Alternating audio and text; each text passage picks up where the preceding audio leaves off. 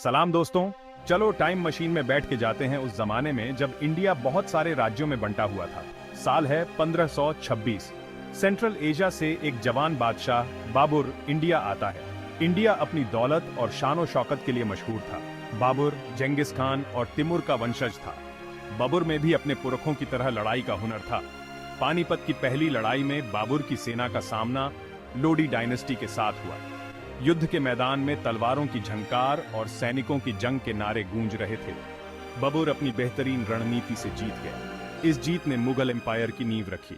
बाबर का बेटा हुमायूं को नया नया बना मुगल एम्पायर विरासत में मिला। हुमायूं के सामने बहुत सारी चुनौतियां आई। उसे एस्ट्रोनॉमी और कला में दिलचस्पी थी। शेर शाह सूरी ने हुमायूं को हराकर उसे पर्शिया भागने पर मजबूर कर दिया। हुमायूं ने कभी उम्मीद नहीं छोड़ी। 15 साल बाद वो इंडिया वापस आया। उसने मुगल शासन फिर से स्थापित किया। उसकी दृढ़ता ने अकबर के लिए रास्ता बनाया। अकबर, हुमायूं का बेटा, जब गद्दी पर बैठा तब वो बस एक टीनेजर था, लेकिन वो एक असाधारण सोच और काबिलियत वाला शासक साबित हुआ। अकबर एक महान योद्धा था। उसने मुगल एम्पायर का विस्तार किया, लेकिन अकबर सिर्फ एक विजेता नहीं था। वो एक समझदार और न्यायप्रिय शासक था। उसने जजिया कर समाप्त कर दिया और सभी धर्मों का स्वागत किया। उन्हें अकबर महान के रूप में याद किया जाता है। अकबर के बाद गद्दी उनके बेटे जहांगीर के पास गई। जहांगीर, जिसका नाम है दुनिया जीतने वाला, अपनी खूबसूरती, कला और प्रकृति के प्रति प्रेम के लिए जाने जाते थे। वह कला के बहुत बड़े संरक्षक थे और उनके शासनकाल में मुगल चित्रकला का बहुत विकास हुआ। कलाकारों ने दरबारी जीवन, प्रकृति और जानवरों को दर्शाते हुए उत्कृष्ट लघु चित्र बनाए। जहांगीर अपने न्याय प्रेम के लिए भी जाने जाते थे। उन्होंने न्याय की एक ऐसी व्यवस्था स्थापित की जिसमें कोई भी व्यक्ति अपनी फरियाद लेकर आ सके। इसके लिए 1 घंटी लगवाई थी, जिसे बजाकर वो जहांगीर का ध्यान अपनी ओर खींच सकते थे।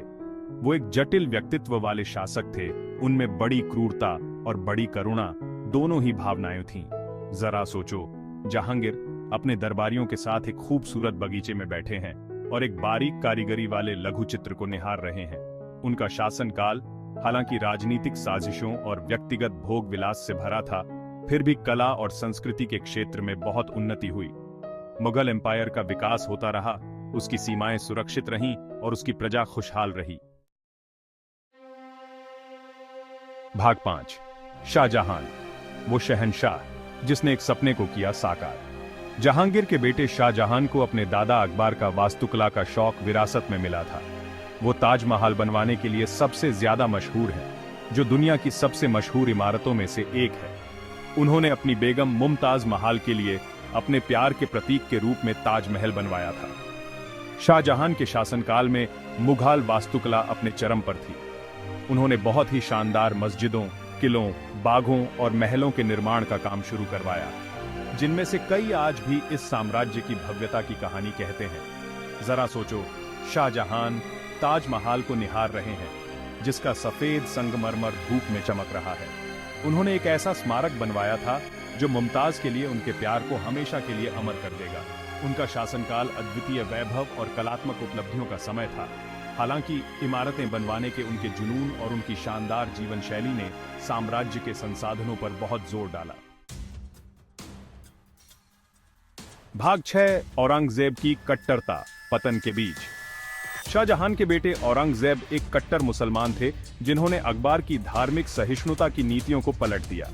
उन्होंने गैर मुस्लिम लोगों पर फिर से जजिया कर लगा दिया और हिंदू मंदिरों को तुड़वा दिया। उनका शासनकाल लगातार युद्धों से भरा रहा, क्योंकि वो साम्राज्य की सीमाओं का विस्तार करना चाहते थे और विद्रोहों को कुचलना चाहते थे।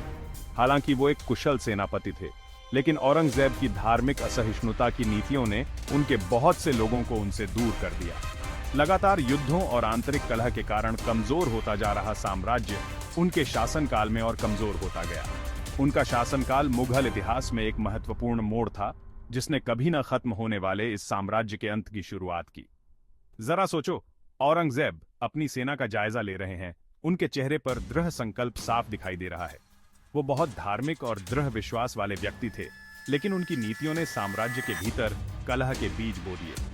उनका शासनकाल हालांकि लंबा था, लेकिन कभी न खत्म होने वाले मुगल एम्पायर के अंत की शुरुआत का प्रतीक था। भाग 7। मुगल का ताना बाना संस्कृतियों का मिलन। मुगल एम्पायर का सबसे उल्लेखनीय पहलू था अलग अलग सांस्कृतिक प्रभावों को एक अनोखे और जीवंत ताने बाने में ढालने की उसकी क्षमता। हालांकि मुगल मूल रूप से मध्य एशियाई मूल के थे, लेकिन उन्होंने इंडियन परंपराओं और रीति रिवाजों को अपनाया। उन्होंने फारसी भाषा को शासन की भाषा के रूप में अपनाया और फारसी साहित्य और कला को बढ़ावा दिया। संस्कृतियों का यह मेल मुगल कला, वास्तुकला और भोजन में साफ दिखाई देता है। उदाहरण के लिए, मुगल लघु चित्रों में फारसी तकनीकों को भारतीय विषयों और सौंदर्य शास्त्र के साथ जोड़ा गया था। मुगलई व्यंजन अपनी भरपूर सुगंध और स्वाद के साथ मध्य एशिया और इंडिया के बीच हुए एक पाक कला के आदान प्रदान का प्रमाण है। जरा सोचो, एक हलचल भरा मुगल शहर सितार की धुनों से गूंज रहा है, मसालों की खुशबू हवा में तैर रही है और रेशम और सूती कपड़ों के चटकीले रंग आंखों को चकाचौंध कर रहे हैं। ये वह समय था जब अलग अलग संस्कृतियां एक साथ आईं, एक दूसरे को समृद्ध किया और कुछ अनोखा बनाया। मुगल एम्पायर अपने चरम पर सांस्कृतिक आदान प्रदान और सहिष्णुता की शक्ति का प्रमाण था। भाग 8। वास्तुकला के अजूबे, मुगल वैभव के प्रतीक, स्मारक। मुगल एम्पायर ने अपने पीछे वास्तुकला के ऐसे अजूबे छोड़े हैं जो आज भी लोगों को हैरान और मंत्रमुग्ध कर देते हैं। दिल्ली का भव्य लाल किला, जो मुगल शक्ति का प्रतीक है, से लेकर ताजमहल की अलौकिक सुंदरता तक, जो प्यार और बिछोह का प्रतीक है, मुगल वास्तुकला इस साम्राज्य की भव्यता और कलात्मक दृष्टि का प्रमाण है।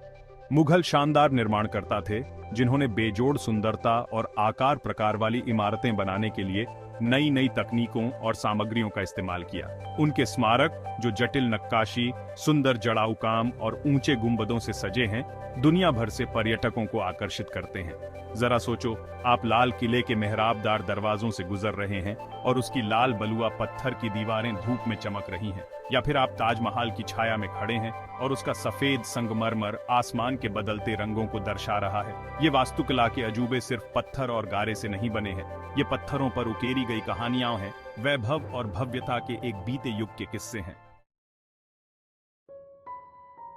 भाग 9। साम्राज्य का अंत, वैभव से विखंडन तक। अपने वैभव के दिनों के बावजूद मुगल एम्पायर का भी बाकी सभी साम्राज्यों की तरह अंत होना तय था। औरंगजेब की धार्मिक असहिष्णुता और लगातार युद्धों की नीतियों ने इसके पतन की नींव रख दी थी। उनकी मृत्यु के बाद साम्राज्य का विखंडन शुरू हो गया। क्षेत्रीय गवर्नरों ने अपनी स्वतंत्रता का दावा करना शुरू कर दिया। मराठस का उदय, जो एक शक्तिशाली हिंदू योद्धा समूह था, ने सत्ता पर मुगल की पकड़ को और कमजोर कर दिया। 18वीं शताब्दी के मध्य तक मुगल एम्पायर अपने पहले वाले स्वरूप की छाया मात्र बनकर रह गया था। उसके बादशाह शक्तिशाली सरदारों के हाथों की कठपुतली बन गए थे। जरा सोचो, एक समय में कितना शक्तिशाली था मुगल एम्पायर। उसका विशाल क्षेत्रफल सिकुड़ता जा रहा है, उसका अधिकार कमजोर होता जा रहा है। भव्य महल और चहल पहल वाले शहर, जो कभी उसकी शक्ति के प्रतीक थे, अब उसके पतन के गवाह बन रहे हैं। आंतरिक कलह और बाहरी दबावों के कारण कमजोर होता जा रहा साम्राज्य अंदर ही अंदर बिखर रहा था। भाग 10। जीवंत विरासत, आधुनिक इंडिया पर मुगल छाप। हालांकि मुगल एम्पायर का अंत हो गया, लेकिन उसकी विरासत आज भी आधुनिक इंडिया के सांस्कृतिक परिदृश्य को आकार दे रही है। मुगल प्रभाव इंडिया की भाषाओं, भोजन, कला, वास्तुकला और यहां तक कि उसकी राजनीतिक व्यवस्थाओं में भी दिखाई देता है। उर्दू भाषा, जो हिंदी, फारसी और अरबी भाषा का मिश्रण है, मुगल काल के दौरान विकसित हुई थी और आज भी इंडिया और पाकिस्तान में लाखों लोग इसे बोलते हैं।